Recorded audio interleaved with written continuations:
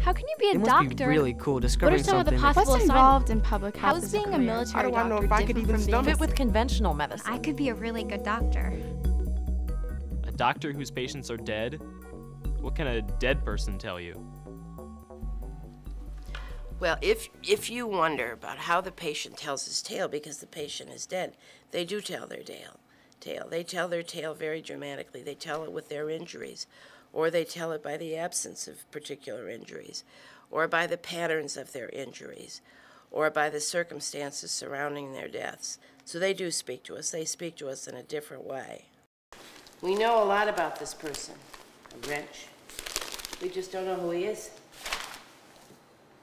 I serve as the chief medical examiner for Virginia.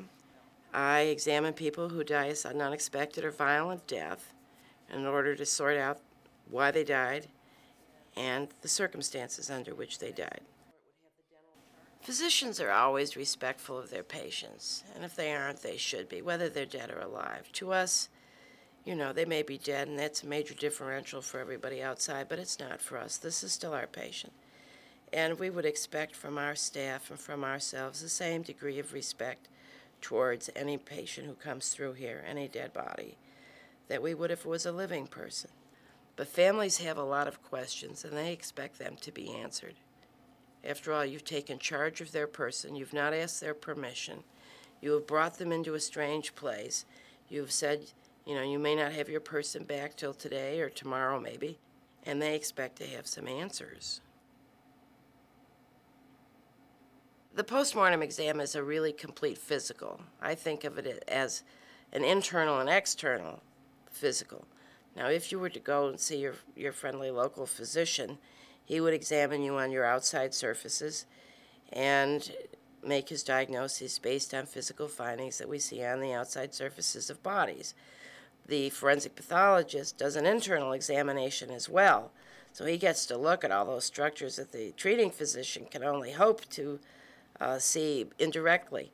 And then it's up to the pathologist to square what the history is, the information that's been collected about the circumstances, about the patient's past medical history, what the witnesses' statements say, what the forensic evidence shows, squaring that with the pathologic findings, and then making the correlations that say, well, if they found that kind of bullet, then I should have this kind of hole. And then you're supposed to put the whole case together and say it fits or it doesn't fit. It's fun in the sense that when everything fits, when you've worked up a case just beautifully and everything works out right, you go, yes! And that's fun. Yes, I figured this out. Skeletons, I think, are an interesting challenge because after the flesh is gone away and the organs aren't there to tell you lots of basic diseases, there are still lots of things that the skeleton will speak to. It will speak to the presence of old injury. You may be lucky and find evidence of acute injury, maybe a bullet hole through a bone.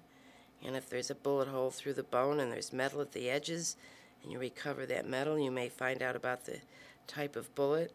You could probably tell the direction from the skeleton itself. You can tell the age, the sex, the race, whether or not they've been subjected to, say, hard labor. Patricia Cornwell's relationship with our office is an interesting one. Now, as it turns out, Cornwell had been a reporter for the Charlotte Observer.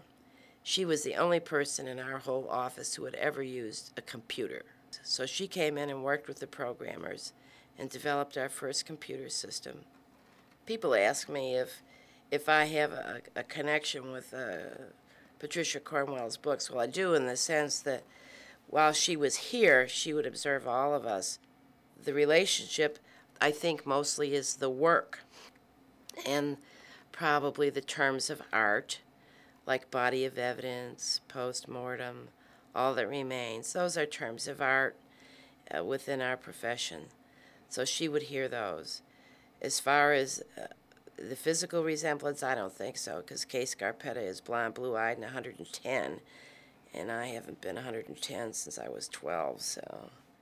Do I see myself as carrying out some of these plots? No, my life, my individual life is a little less exciting, thank you.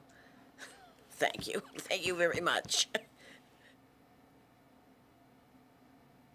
I was born and bred in Buffalo, New York, the city of light on Lake Erie. My mother was widowed young because my father was ill for a long time and then died.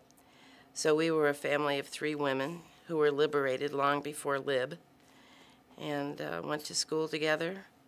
My mother became a teacher, and I became a doctor, and my sister became a nurse. But by the time I was in high school, I knew I wanted to be a doctor, and life became very easy after that, because whatever I did either fit with the plan or it didn't. And since I knew I was going to be a doctor, it never occurred to me that might not happen. I mean, I had all the innocence of the young. Never occurred to me that I might not be a physician. Now, becoming a doctor wasn't quite as easy as I thought it would be. It was certainly academically challenging. It was certainly physically challenging. In order to be a physician, I think you have to have not only a good head, but you have to have the constitution of a horse, because it's physically taxing. The hours are long. There are stressors in terms of what you're taking care of, in terms of patients. My interest in forensic was really piqued by my pathology residency, where I spent some time with a fellow physician who worked in the office of the coroner in Cleveland. And I thought, that really looks interesting. But there weren't very many women in it at all. And when I came here to Richmond and trained in it, there were, well, let's see, maybe 6 or 7. And by the time I took the boards, the certifying exam for forensic, I was number 9. So there were not very many women doing this, and I was really weary of being a pioneer. But it turns out it worked out fine. If you ask what kind of personality traits a forensic pathologist, which is what I'm trained to be, a forensic pathologist has to have, there are several. One, they have to be innately curious. They're always asking the question, why, how, where. A little bit like reporters in that way, because we're investigators, we're medical investigators. And you also have to be emotionally put together, because you see a great deal of pain and suffering that would just break your heart. And if you dwell on it, you become profoundly saddened. So you have to have the mental stamina to handle death and destruction every day. And that you largely do by knowing that you actually have an opportunity to do something about it. Everybody else can sit there and say, oh, that's terrible, and feel bad about it, but they can't do anything about it. You get the opportunity of doing something about it. I have an interesting family life. My husband's a gynecologist. We have 2 children. My husband and I obviously have these career tracks that we've been following for years and years, and we knew that going into it. In fact, before I was married, my mother took my husband to be aside and said, if you're looking for someone who makes cookies and brings you slippers, you've picked the wrong chicken. If you wish to go into medicine and you would like a job that is never routine, is always interesting, and that leaves your day with a sense of satisfaction, then this is the work for you. And you must be innately curious. If you're not curious, this job will make you crazy, because you're always asking and answering questions. And I think you need a moderately high level of energy, because it's a go-go profession.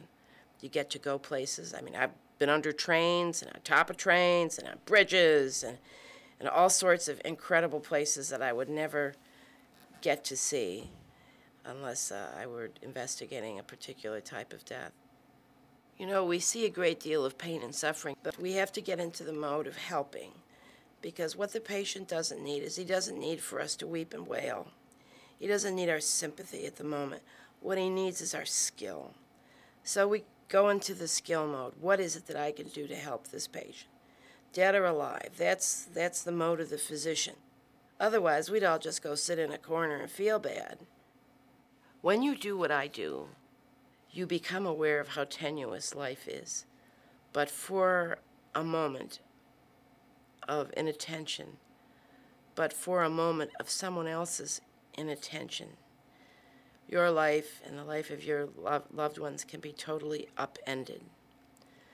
So I think the take-home message for me always was that we need to enjoy our life as we go, because we have no absolute assurance that it'll be there tomorrow.